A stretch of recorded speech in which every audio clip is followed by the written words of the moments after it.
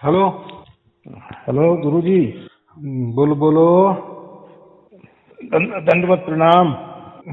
प्रणाम स्वीकार है, आपको भी प्रणाम। बोलिए बोलिए। शरणागत हूँ शरणागत हूँ हाँ शरणागत हूँ। हाँ। ये बोलिए बाबा जी, बोलिए। मैं भी स्वामी से जुड़ा हूँ हाँ हाँ हाँ। और वहाँ के निवासी हैं। अभी स्वामी जी आपसे विनय भाव किए थे, मैं भी वही विनती भाव लगा रहा हूँ बाबा जी हम्म कि आज मेरे को 26, 27, 28 साल हो गए लगभग नाम दान लिए। और मैं भी सार शब्द चाहता हूँ परमात्मा का दर्शन, परमात्मा की आवाज अभी तक मेरे को प्राप्त नहीं हुआ है। बाबा जी मेरे पर कृपा करो।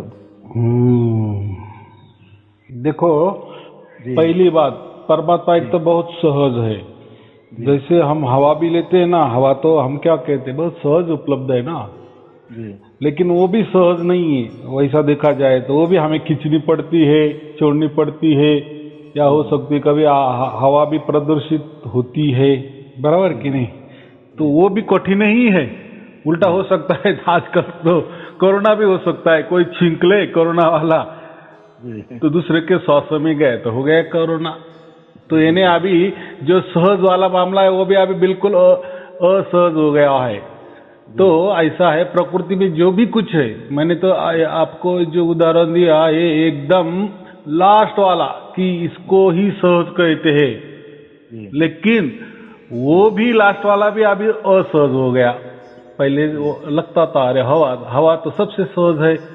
जी लेकिन आपके ये दुनिया या घोर कलयुग में वो हवा भी प्रदूषित हुई है, या सहज होते हुए भी उसको हम सहज नहीं कह सकते। जी लेकिन परमात्मा जो है ना, वही एक में ऐसे है कि वो सहज है। जी जी जी यानी ऐसा समझो कि प्रकृति में हम जो भी रहते हैं, हम प्रकृति में रहते हैं ना, काल के अंदर रहते हैं ना, ब्रह्मांड में रहते हैं, जी तो इससे हम परमात्मा प्राप्ति नहीं कर सकते, जी या आज तक किसी ने किए भी नहीं। बहुत साले 50-50 साल से, 60-60 साल से कर रहे हैं। कोई मंत्र जाप कर रहा है, कोई अजपा कर रहे है, जी जी बराबर। कोई अनंत नाथ सुन रहे, कान दबा के सुन रहे, आग दबा के सुन रहे, कोई एकांत स्थली बैठ रहे हैं, जी जी जी बगैर कान पे भी सुन रहे हैं। जी जी जी यानी कुछ तो भी प्रयास करके सुनने की कोशिश करे, यानी कुछ तो भी प्रयास है प्रकृति में। जी कुछ भी पाने के लिए प्रयास निश्चित है, प्रयत्न निश्चित है, कष्ट निश्चित है, उसके सिवा प्राप्त नहीं होता। जी जी जो शेर भी होता है ना, उसको भी स्वीकार करनी ही पड़ती है। जी जी जी हमको भी कुछ तो भी कमाना पड़ता ही है, तब हम जीवित रहेंगे ना। वो भी जाने दो, कोई हमारा लड़का है, जी अगर उसने भी नहीं कमाया तो हम क्या बोलते, चल भाग जा, कुछ कमाता नहीं कुछ नहीं, बराबर है। कितना दिन तुझे ये करे, छोटा था ठीक है, अभी बड़ा हो गया, जी जी शादी का टाइम आ गया तेरा, कमाता नहीं तो कौन तुझे लड़की देगा, या मिली भी लड़की तो तुझे खाने के वादे तू क्या दूसरे को करेगा। यानी हमारे आधार पे तू जीता है। इसका मतलब ऐसा है, हर चीज कष्ट है, कष्ट है, कष्ट है प्रकृति में। जी जी लेकिन परमात्मा ये बिल्कुल सहज है। इसलिए परमात्मा को जो भी प्राप्त करता है, कबीर साहब ने वही मार्ग बताया है कि परमात्मा सहज है।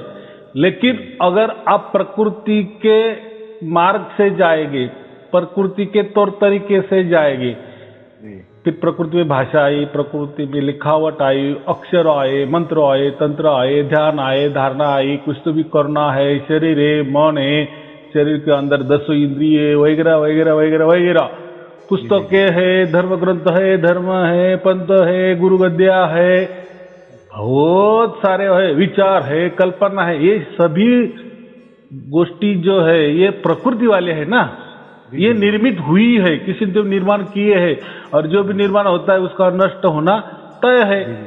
जी लेकिन एक परमात्मा ही ऐसा है, उसको हम सत्य कहते हैं, सत्य कहते हैं कि वो आदि अनादि अनंत काल से चला आ रहा है, निरंतर से अखंडित चला आ रहा है, बराबर। उसका कोई ये नहीं है। तो वही परमात्मा हमें प्राप्त करना है, और वही परमात्मा शब्द स्वरूप है, यानी धुन स्वरूप है, साउंड स्वरूप है, ध्वनि स्वरूप है। जी जी जी और ये जो प्रकृति में भी बहुत सारे दुनिया धुन है ना, साउंड है, लेकिन वो नष्ट होती है, बचती है, या ऐसा समझो उसके लिए कोई प्रयास करने पड़ते हैं, प्रयास किए, सुनने में आए, प्रयास छोड़ दिए, गए। जी जी। तो ये बात थी। तो कबीर साहब ने यही कहा कि परमात्मा सहज है। यानी क्या? यानी क्या? यानी क्या? परमात्मा उसकी ओर से हमें प्राप्त होता है और प्रकृति में हमारी ओर से हमें प्राप्त करने की कोशिश करते हैं, हालांकि किसी को मिला ही नहीं, वो बात अलग है। लोग झूठ-मूठ के दावे करते हैं कि नहीं ऐसा कैसा, हमको मिला, हमारे गुरुजी को मिला, हमको नहीं मिला लेकिन हमारे गुरुजी को मिला। अभी उसका पैरामीटर क्या है कि सचमुच में गुरुजी को प्राप्त हुआ नहीं? वो तो कहेगा, देखो अगर ऐसा नहीं कहा तो कैसी संगत बढ़ेगी, कैसा चलेगा, कैसे आश्रम जाएगी, कैसा लोग पैसा देगी।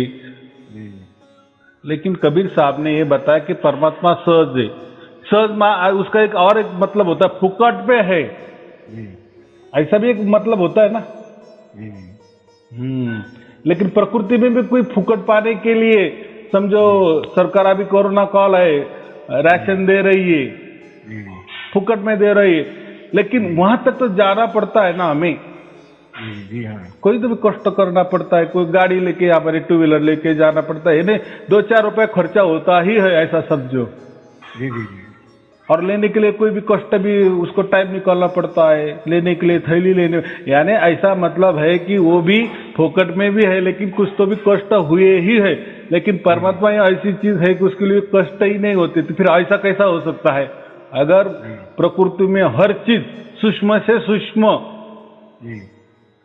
प्राप्त करने के लिए कष्ट है, तो परमात्मा फिर सहज कैसे? क्योंकि वो उसकी ओर से प्राप्त होता है, इसलिए सहज है। आए समझ में? जी जी। हाँ, तो ये बात है।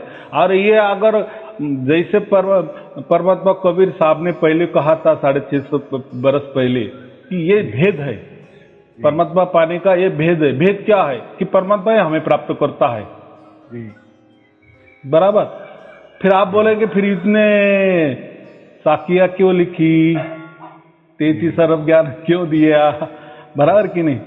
तो कहा है ना कबीर साहब ने। अभी मुझे तो कोई साखियां वगैरह नहीं आती, लेकिन जैसे अभी लोग बताते थोड़ा थोड़ा मुझे भी पाठांतर हो गया। 33 अरब ज्ञान हमने बखाए, लेकिन सारे शब्द छुपाए। जी जी जी। फिर ऐसा क्यों कहा? देखो अभी मेरे वीडियो देखो आप, 300, 200, 250, 250, 300 के ऊपर वीडियो हो गए, बराबर। वही मैं बात कह रहा हूँ जो कबीर साहब ने मुझे दी, वही बात मैं लोगों को कह रहा हूँ।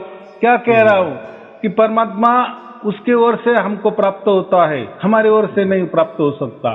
जी जी जी। लेकिन यही सहज बात बताने के लिए मेरे कितने वीडियो बने, यानी कितने लोगों ने सवाल किए, फिर उसके ऊपर मैंने कितने जवाब दिए, हो गए ना 300 350 वीडियो तैयार।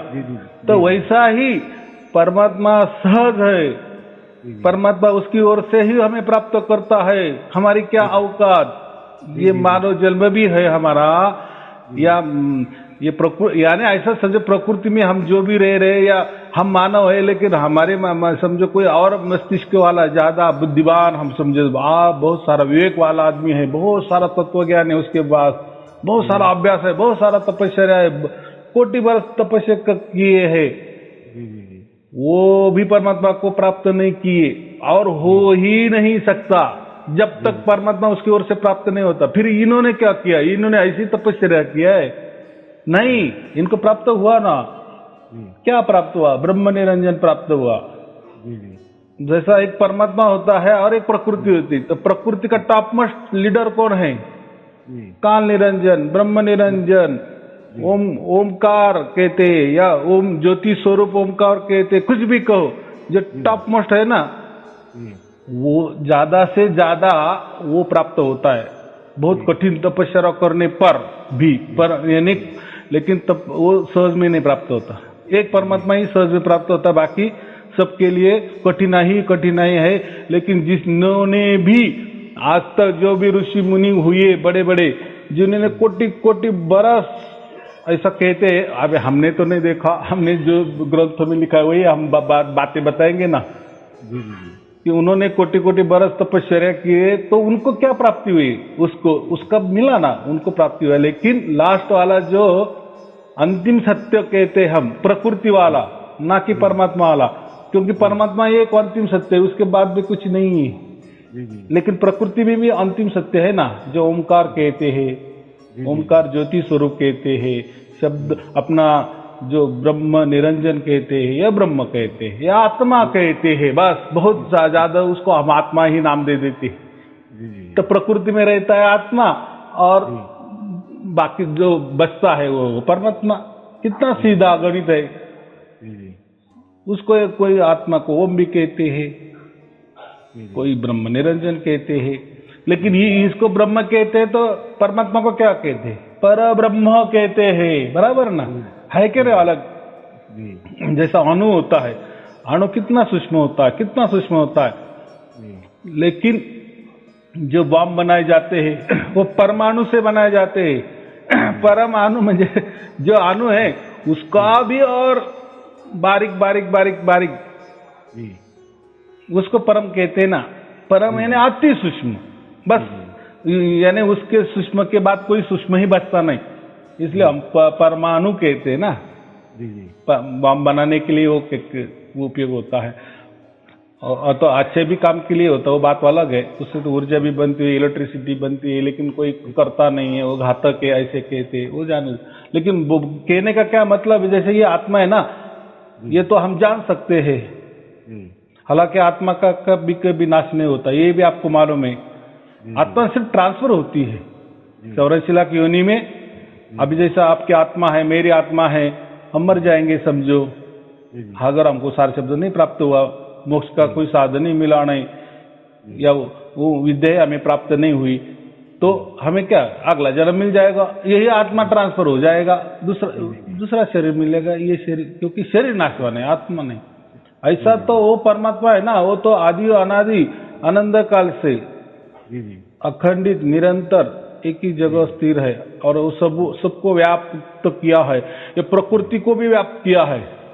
लेकिन ये प्रकृति जो चलाने को जो दिया है ना, मास्टर किंग सबसे बड़ा, उसको ब्रह्म निरंजन कहते हैं, बराबर। यानी प्रकृति का परमात्मा ब्रह्म निरंजन है, बराबर।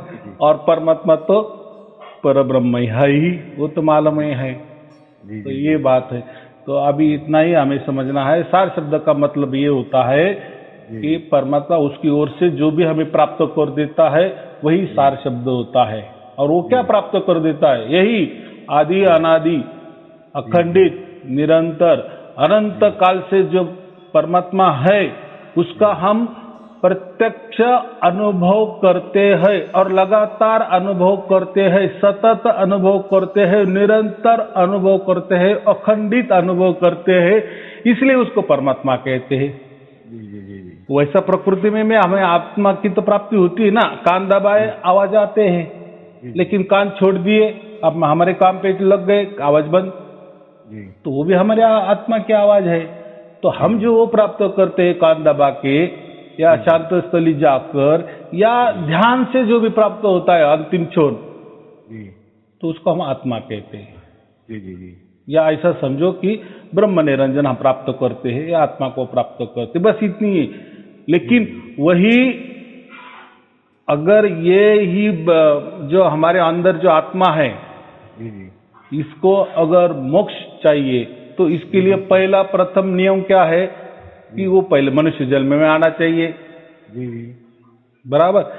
जब मनुष्य जन्म में वो आता है, यानी आत्मा जन्म लेती है मनुष्य जन्म में, और फिर पुकारने लगती है, उसकी जैसी भी आवाज हो, हमारे आत्मा वाली आवाज, तो यही आवाज परमात्मा स्कैन कर लेता है, या परमात्मा पहचान लेता है, और हमें इससे छुड़ाता है। ये सिर्फ मानव जन्म में होता है, अगले बाकी जन्म में नहीं होता। तो बाकी तो जन्म बहुत सारे देवी देवता की भी है, प्राणी के, वृक्ष के है, पर्वत है, बहुत सारे, उसमें नहीं होता। अगर आप बोले कोई विष्णु जी है, हाँ, वो तो बहुत बड़ा महान है ना। अगर उन्होंने ठान लिया कि मुझे प्राप्त करना है परमात्मा को हमेशा के लिए मोक्ष, हमेशा के लिए मुक्ति, तो उनको भी क्या करना पड़ेगा? मनुष्य जन्म लेना पड़ेगा। यानी मनुष्य जन्म का में जो भी आत्मा रहता है ना, वही ऐसा आत्मा होता है कि उसका ही स्कैन किया जाता है, उसको ही परमात्मा पहचानता है, ऐसा ही समझो। जी जी जी और फिर यही जंक्शन है, जी जी यही समझना है कि हमें मोक्ष मिलना है या ब्रह्म निरंजन की प्राप्ति करनी है। बस इसमें अगर हमने तय किए कि नहीं हमें प्रकृति प्राप्त करनी है, ब्रह्म निरंजन ही प्राप्त करनी है, आत्मा को ही प्राप्त करनी है, तो ठीक है, वो भी मिलता है। उसमें भी कोई सुख है ना, ऐसा कोई एकदम दुख नहीं है, उसमें भी मोक्ष है। जैसे ओमकार किए, ओम को प्राप्त किए, ओम निरंजन को प्राप्त किए, तो भी हमको एक कल्प की ये मिल जाती है। सोम की अजपा से प्राप्ति की, सोम की, तो 36 कल्प तक हमें मोक्ष मिल जाता है। लेकिन 36 कल्प खत्म हो गए, वापिस हम प्रकृति में आ गए, जन्म मरण के जो है शुरू हो जाती है वापिस। लेकिन परमात्मा ऐसा है कि परमात्मा प्राप्त जब हो जाता है या परमात्मा की ओर से वो हमें प्राप्त कर लेता है, तो फिर ये झंझट का हमेशा के लिए, अनंत काल के लिए मुक्ति, अनंत काल के लिए मोक्ष ये मिलता है। यही तो चाहते हैं गुरु जी हम। तो उसके लिए कुछ करना ही नहीं है कुछ भी करना नहीं है, क्योंकि परमात्मा सहज उसकी ओर से प्राप्त होता है। तो हम क्या कर सकते, क्या कर सकते? हम सिर्फ इतना ही कर सकते हैं, हम मनुष्य जन्म ले चुके हैं, एक नियम हमने तो पार कर दिए, बराबर।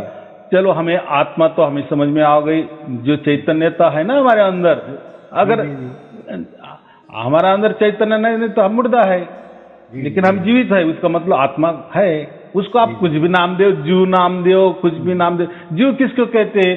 जिसको आत्मा परमात्मा के बारे में कुछ लेना देना नहीं होता, उसको हम जीव कहते हैं।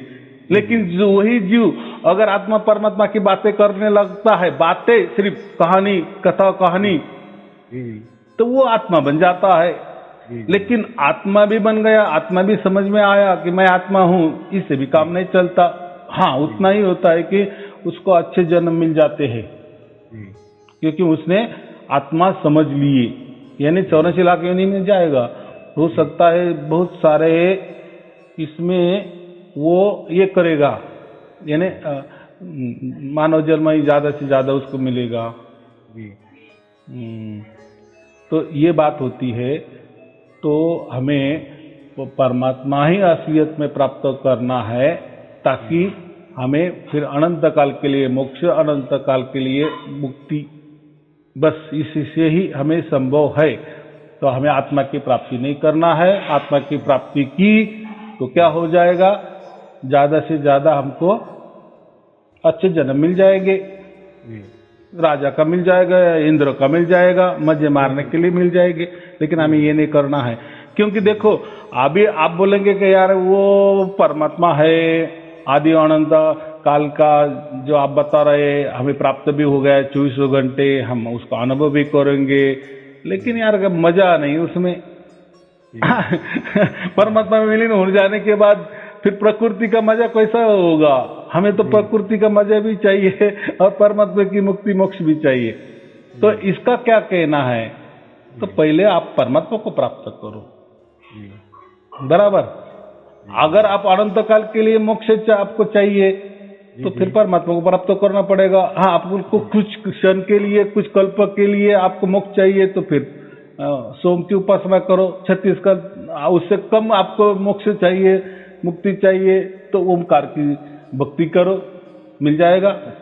नहीं गुरु जी, हम हमेशा हमेशा के लिए मुक्ति चाहते हैं, हमारे ऊपर दया करो। हाँ, तो उसमें भी एक बात ऐसी है, अगर हमें अनंत काल के लिए भी मोक्ष मिल गया ना, लेकिन आपको अगर लग गया जी, फिर आप मुक्ति, आपको मुक्ति का मतलब क्या है? सब बंधनों से मुक्त, कोई क्यों कुछ आपको नियम नहीं लगेंगे, बराबर।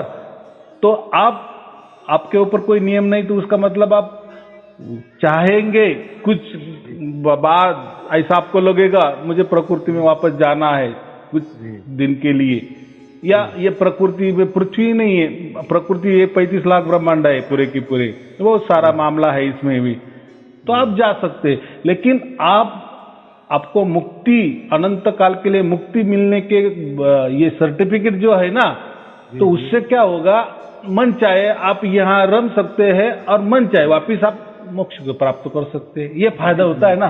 जी जी जी जी जी। हाँ, तो इसीलिए हमारा मूल मुख्य उद्देश्य जो है कि हमें परमात्मा ही प्राप्त करना है। एक बार हमें अमेरिका में गए ना, बाद में फिर वहां घूमेंगे ना, या हम वहां ही बच जाएंगे हमें ग्रीन कार्ड मिल जाएगा, वहीं बच जाएंगे। अभी ग्रीन कार्ड भी मिल गया, लेकिन आपको थोड़ा सा लगे यार चलो भारत जाके आएंगे, हमारे रिश्तेदार रहते हैं, थोड़ा चलो तो आ सकते हैं। लेकिन अभी ग्रीन कार्ड मिलने के बाद यहाँ फिर भारत आपका क्या हो गया, परदेश हो गया। तो कुछ दिन के लिए रहेंगे, वापिस आप अमेरिका जाएंगे क्योंकि आपको ग्रीन कार्ड मिला है ना।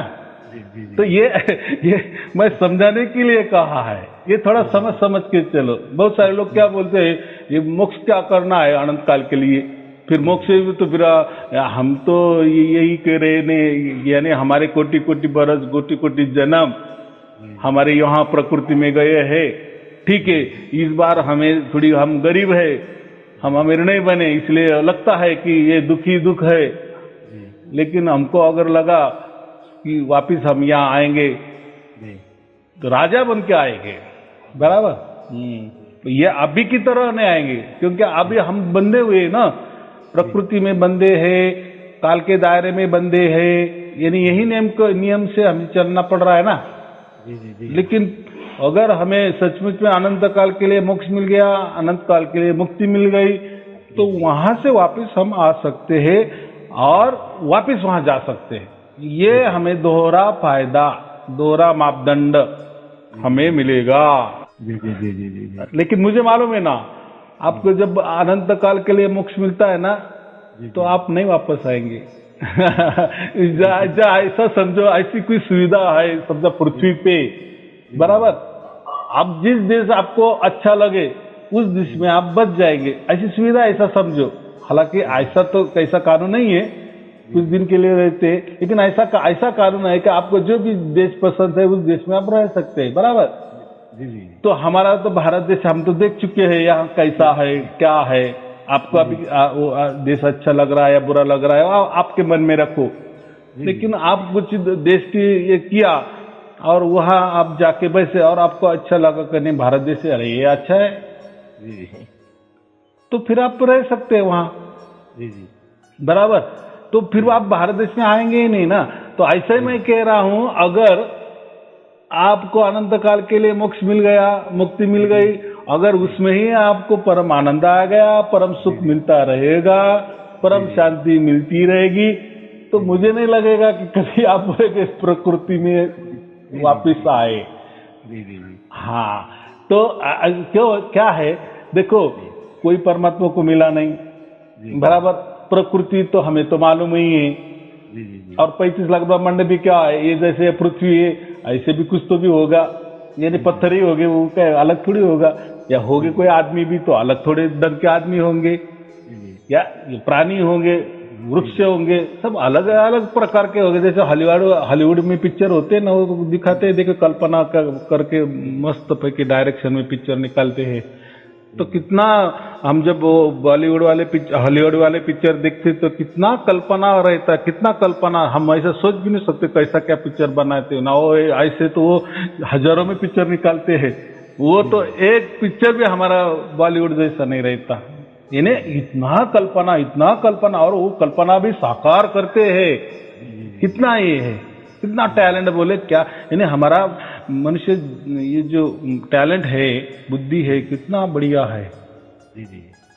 तो इतना भी होके भी हम क्या कहते हैं कि नहीं, हमें नहीं चाहिए ये बार बार जन्म, बार बार में, ठीक है, कभी नसीब से हमें अच्छा जन्म मिले तो बहुत अच्छी बात है। अगर गड़बड़ हो गई, कुछ भी हो सकता है। देखो हमने गाड़ी ले ली, हम गाड़ी को तो अच्छी चला रहे हैं, कोई दिक्कत की बात नहीं, सब नियमों से चला रहे, लाइसेंस भी है, लेकिन सामने वाला गलत चला रहा है, ठोक दिया। तो यही प्रकृति में होता है ना, हम अच्छे लेकिन सामने वाला बुरा है, तो अगर हम ही बुरे हैं तो बात अलग है लेकिन हम अच्छे होते यानी हम अच्छे कर भी कुछ फायदा नहीं है। तो ये प्रकृति में ही होता है खेला, लेकिन परमात्मा में वैसा होता नहीं है। तो परमात्मा जब हमें प्राप्त कर लेता है तो उसके परम धाम में वो हमें जब लेके जाता है तो पहली शुरुआत ही हमको यहाँ वह शुद्ध पवित्र बनाता है, यानी वो हमें वहाँ रहने के लायक बनाता है, तभी उठाता है। यानी इसलिए हम क्या कहते हैं, सार शब्द की जब हम जीवित में प्राप्ति करते हैं ना, मरने के बाद किसको सार शब्द मिला ये मेरे को समझ में नहीं है। बहुत सारे गुरु लोग बोलते हैं कि नहीं तुम हमारी सेवा करो, पूजा करो, हमारी आरती उतारो, हमारा चरणामृत लो, हमको परमात्मा समझो, कबीर जी समझो, जो भी कुछ समझो, मरने के बाद आपको 100% मिल जाएगा, परमात्मा मिल जाएगा। ये कैसा हो सकता है? सेवा कर रहे प्रकृति की, शरीर क्या है? प्रकृति है तो उसके अंदर चैतन्यता है, लेकिन दिखने में तो क्या दिख रहा है? शरीर ही, सड़ा गला हुआ शरीर, नाशवान शरीर, मायाधारी शरीर, बराबर कि नहीं? तो ये मोह माया वाला शरीर क्या हमको परमात्मा प्राप्त कर देगा? यही खुद नश्वर है, खुद सड़ा गला हुआ है, बराबर कि नहीं? खुद असत्य है, खुद मरने मिटने वाला है, मिट जाने वाला है। तो इससे ये मरने मिटने वाले शरीर से, सड़ा गले शरीर से परमात्मा प्राप्त होगा हमें? यानी फिर ये हमारे अंडर आ जाएगा, ये सड़े गले हुए शरीर के अंडर परमात्मा आ जाएगा। तो कैसे हम शरीर की पूजा कर रहे हैं या किसी की भी हो रही है, वो खुद को परमात्मा कह रहा है, ऐसा परमात्मा ये सड़े गले हुए शरीर को आएगा? अरे आए थे परमात्मा, कबीर साहब आए थे, मनुष्य शरीर में आए थे, लेकिन उनका हमारे जैसे गर्भ धारणा से उनका जन्म नहीं हुआ और मृत्यु भी हमारे जैसी नहीं हुई। वो तो सबको या कोई गूगल पे जाओ, कबीर साहब का सब आपको आ जाएगा। तो वो खुद परमात्मा थे ना, तो आप परमात्मा बन बैठे। अरे भैया आपने तो गर्भ से शरीर धारण किया है, आप खुद कैसे कह रहे हैं कि मेरी पूजा करो, मैं भी परमात्मा हूँ? या मेरे अगल बगल कबीर जी बैठे हैं, ये कैसा आपका धाड़स हो रहा है? यानी आप परमात्मा को भी चैलेंज कर रहे हो कि देखो तू ये सड़े गले शरीर में आ सकता है, गर्भ धारण किए हुए शरीर में आ सकता है, या स्पर्श कर सकता है, या मेरे पास बैठ सकता है। चैलेंज ही हुआ ना, यानी प्रकृति ने चैलेंज किया परमात्मा को। तो हमें ये बकवास लगता है ना, जो सचमुच में सारे शब्दों को प्राप्त करता है ना, तब उसको ये सब पागलपन समझता है कि आदमी पागल ही है जो खुद की पूजा करवा रहा है, सड़े गले शरीर का लोगों को तीरथ पिला रहा है, चरणामृत करके, या जो भी है, जो भी फंडे है, खुद को परमात्मा समझ रहा है, या खुद के अगल बगल परमात्मा बैठे हैं, या मैं जैसे नाच रहा हूँ वैसा उनको भी मैं नचा रहा हूँ परमात्मा को, या कबीर जी को, या जो भी। तो ऐसा मुझे कहना है कि ये बकवास है, ये हमको नहीं समझता। कि कब तक नहीं समझता? जब तक हमें परमात्मा के असल में प्राप्ति नहीं होती। यानी वही बोला कि परमात्मा का तो हम प्राप्ति नहीं कर सकते, लेकिन परमात्मा जब हमें प्राप्त कर देता है ना, फिर जब वो एहसास, वो प्रत्यक्ष अनुभूति हम स्वयं में करते हैं ना, स्वयं साक्षी से करते हैं ना, तो वो आनंद कुछ और रहता है। क्योंकि आज तक हमने कोई प्राप्त नहीं किया, और जब हो जाता है परमात्मा ही हमें प्राप्त कर लेता है, और जब हम उसकी गोद में होते हैं ना, उस सुमिरन में होते हैं ना, उस धुन में होते हैं ना, तब समझ में आता है अरे ये तो अलग ही मामला है। और फिर आप खुद स्वयं में साक्षी होते हैं, आपके साथ वो घटित होता है, 24 घंटे घटित होता है, हर क्षण घटित होता है, निरंतर घटित होता है, अखंडित घटित होता है। अनंत काल के लिए तो नहीं बोलूंगा, आदि अनादि भी नहीं बोलूंगा, क्योंकि आप तो आदि अनादि नहीं हो और अनंत काल के लिए तो नहीं हो, लेकिन जितने दिन रहने वाले हैं उतने दिन तक आपका परमात्मा का आपको स्पर्श हो रहा है, आप वो स्पर्श को अनुभव कर रहे हो, स्वयं में वो कर रहे हो और निरंतर अखंडित कर रहे हो। और इसके अलावा आपको क्या परमात्मा चाहिए? ये बाकी तो बातें ही बनाते हैं, कथा ही बनाते हैं, यार उसको परमात्मा प्राप्त हो गया, उसको ये हो गया, फिर वो भी बोलता है हाँ मुझे प्राप्त, भाई तुझे हुआ रहा, मुझे क्यों नहीं हो रहा है? बराबर कि नहीं? ऐसा कैसा परमात्मा? अरे 1+1 2, पूरे दुनिया में गए तो 2 ही होना चाहिए। जी जी जी। तो फिर मेरे जो वीडियो देखे लोगों ने, मैंने जब भेद बताया कि परमात्मा प्राप्ति का, पहले मैंने कोई परमात्मा प्राप्ति नहीं कर रहा, क्योंकि परमात्मा आपको प्राप्त करने वाला है, मैंने आपको परमात्मा प्राप्ति कर देने, मैं सिर्फ भेद बता रहा हूं कि कैसा आपके पास परमात्मा आ जाएगा। जी जी। तो मैं तो यही बताता हूं, मैं तो, मेरा कोई धर्म नहीं, कोई मेरा पंथ नहीं, मेरी कोई गुरुगद्दी नहीं, प्रणाली नहीं, परंपरा नहीं है, मैं कोई मंत्र नहीं देता, कोई ध्यान नहीं करवाने को बोलता, कोई जाप नहीं अजापा नहीं, कोई आनंद नाद सुनने को नहीं कहता, कहाँ एकांत स्थली जाने को नहीं कहता, या नहीं मैं मेरे पास बुलाता, नहीं मैं आपका नाम पूछता, आप कौन हो, मुझे क्या लेना देना है, या मैं मेरे यहाँ भी नहीं बोलता, नहीं ना कोई मेरा आश्रम में कुछ भी नहीं, कुछ भी नहीं, कुछ भी नहीं, यानी प्रकृति वाले कुछ भी फंडे नहीं है। लेकिन जब आपका पूरा भाग्य बन जाता है तब परमात्मा आपको बराबर पकड़ लेता है, उसकी गोद में आपको उठा लेता है। जी जी जी। क्योंकि प्रकृति में हम स्वयमेव बंदिस्त है, ये पंच महाभूतों में, ये हम पिंजड़े में खुद बंद है। तो जब तक कोई बाहर से हमें नहीं खींच लेगा, या बाहर की जो ताला लगा है वो जब तक नहीं खुलेगा, तब तक हम मोक्ष कैसे मिलेगा? गुरु लोग बताते हैं ना कि हम आपको परमात्मा, तो वही भी पंच तत्व के पिंजड़े में बंद है ना, वो भी बंदिस्त है ना, एक बंदिश से दूसरे बंदिश को कैसा खुला करेगा? जी जी। ये तो समझता एक इतना क्या इसमें क्या ज्ञान की गोष्ठी है, सहज है, सहज बात है, बराबर कि नहीं? यानी परमात्मा ही जब तक हम बाहर से वो हमें नहीं छुड़ाता या नहीं खींचता, तब तक नहीं। खींचने वाला कौन है? उसको हम कृष्ण भी कहते हैं ना। एक प्रकृति वाला कृष्ण भगवान बन गए महाभारत में, हम देखते हैं। और ये एक कृष्ण है जो कबीर जी भी हम कहते हैं उसको, उनको खींचने वाला, आकर्षित करने वाला को कृष्ण कहते हैं, बाकी क्या है उसको परमात्मा कहते। तो हो गए क्या कि कुछ लोगों ने कृष्ण का मतलब ये भी कर दिए कि परमात्मा ही से कृष्ण जी है, लेकिन कृष्ण का जो अर्थ है ना, आकर्षित करने वाला, उसको कृष्ण कहते हैं।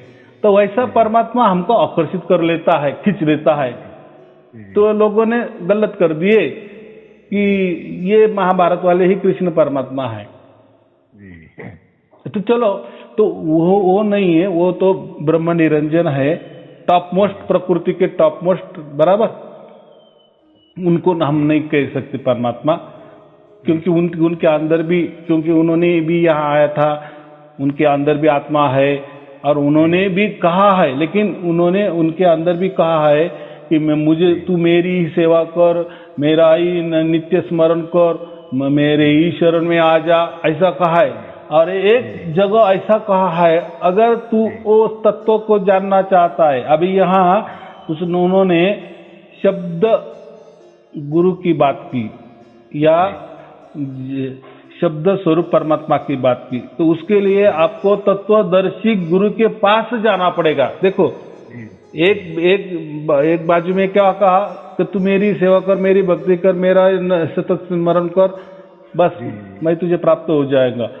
लेकिन दूसरे इसमें क्या कहा कि अगर वह तुझे जानना है, वो सत तत्व तुझे जाना है, सत्य, सत्य एक सत्य होता है, सत्य हम प्रकृति वाला होता है, और एक सत्य जो होता है वो परमात्मा को बोलते हैं सत्य, जो सनातन होता है, पहले था, आदि है, आगे भी रहेगा, आदि अनादि अनंत काल से चल रहा है, अखंडित निरंतर चल रहा है, वो एक सत्य होता है। तो वो सत तत्व की अगर तुझे खोजबीन करना है तो तत्वदर्शी गुरु के पास जा। तो तत्वदर्शी माने कौन? जो तत्व का ये करता है, ये अग्नि तत्व है, ये पृथ्वी तत्व है, ये तत्व है, ये पृथ्वी है, या ये प्रकृति है, ये जो तत्व का निवाड़ा कर देता है ना।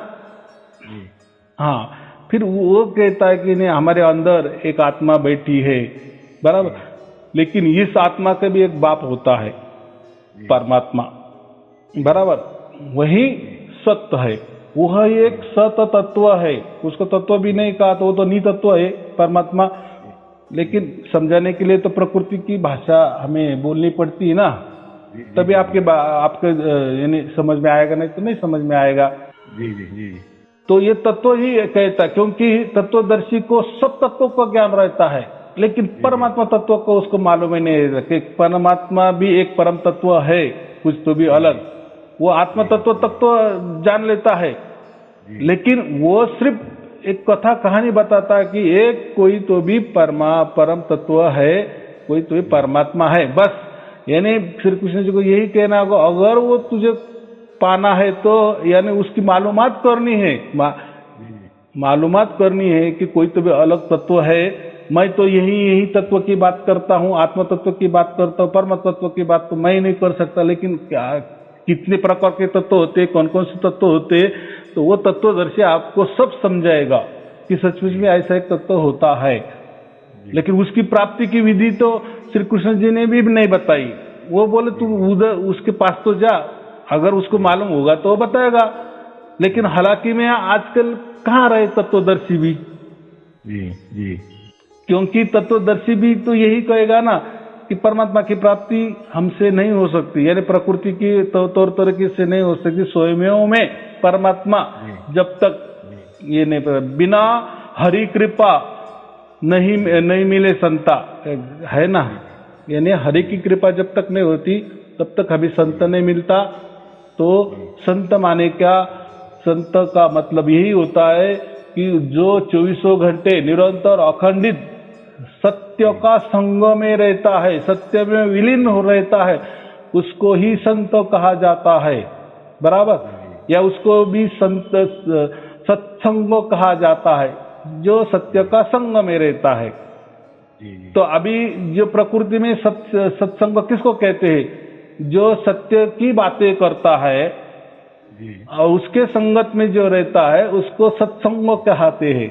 यानी प्रवचन को उन्होंने सत्संग कहा है, लेकिन कबीर साहब ने उसको नहीं सत्संग कहा है। सत्संग माने सत्य का संग, और जो सत्य का संग निरंतर अखंडित करता है वही संत होता है, उसको संत कहा जाता है।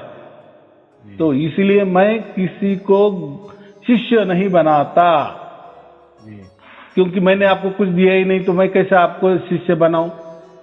ये जो प्रकृति वाले गुरु कुछ तो भी देते हैं ना आपको, जैसे नाम देते हैं, कोई 2 नाम देते हैं, कोई 4 नाम देते हैं, कोई 5 नाम देते हैं, कोई 10 नाम देते हैं, और कोई ध्यान की विधि भी बताते हैं, उसका अर्थ भी बताते हैं, और बोलते कि ऐसा करते जाओ करते जाओ करते जाओ, 10, 20, 40 साल, 50 साल, 100 साल, 1000 साल एक दिन आपको परमात्मा मिल जाएगा।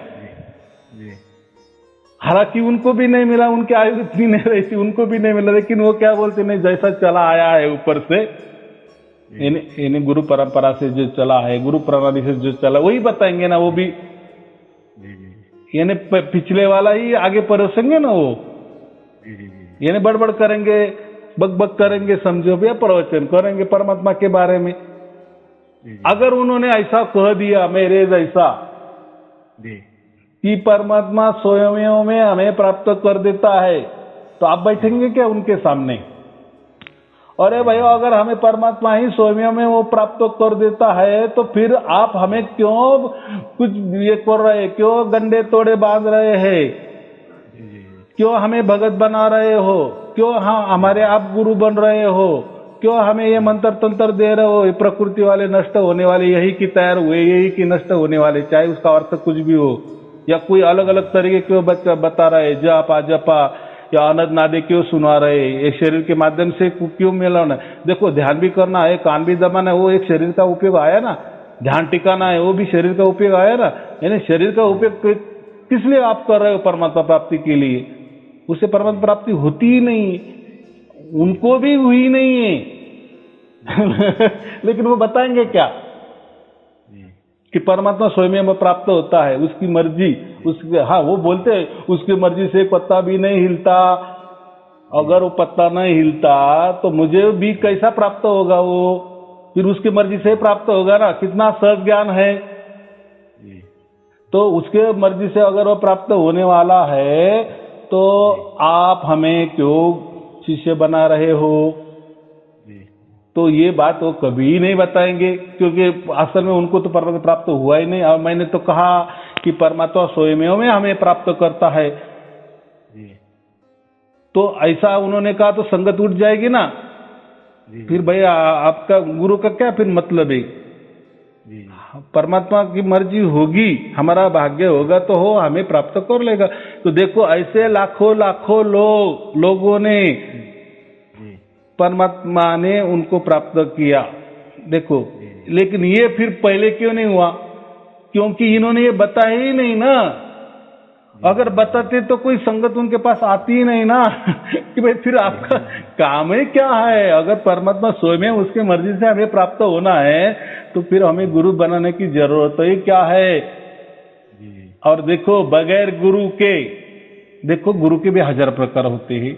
मैं भी जो आपको बोल रहा हूं ना, मैं भेदी गुरु हूं। मैंने जो भी प्रवचन किए ना, लेकिन मैं क्या कहता हूं, स्पष्ट कहता हूं, मैं भेदी गुरु। भेदी गुरु क्या होता है? भेदी गुरु परमात्मा का भेद देता है। भेद क्या बताता है? यही भेद बताता है कि परमात्मा स्वयं में हमको प्राप्त करता है। लेकिन ऐसे भेदी गुरु कौन है? मुझे बताओ। ऐसे कहने वाले, वो उनके पेट पे लात मारेंगे क्या? जी भाई कितना सहज है। अगर भाई उसकी मर्जी से परमात्मा हमें प्राप्त होता है, उसकी मर्जी से परमात्मा आने वाला है, प्राप्त होने वाला नहीं, उसकी गोद में उठाने वाला है, वो अगर कृष्ण है, वो आकर्षित करने वाला है, तो फिर आप बीच में क्यों? किस लिए?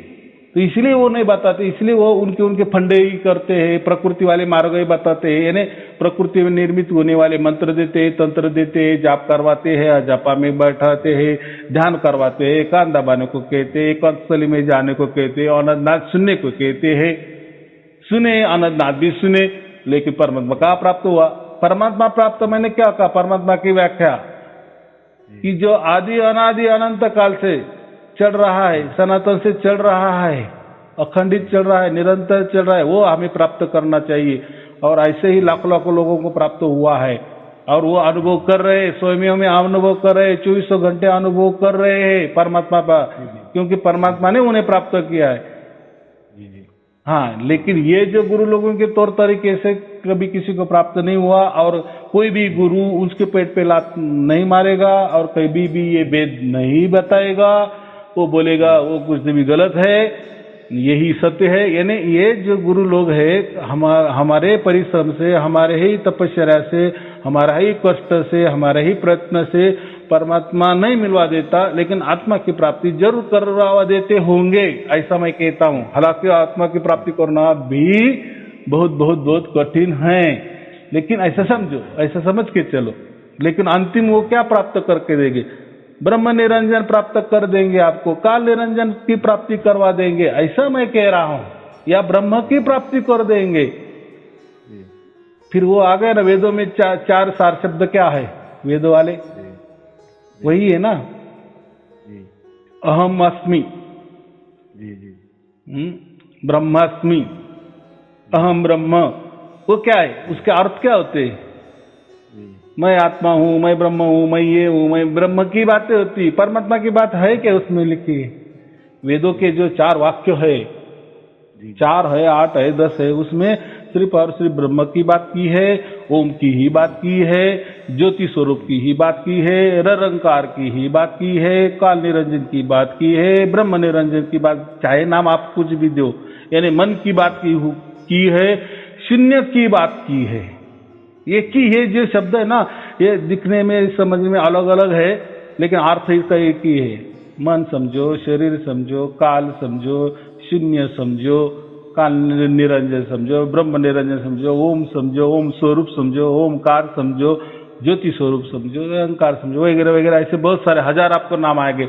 और इन्होंने क्या किया है? इनको ही परमात्मा है ऐसा करके धंधा कर रहे हैं ये बात होती है।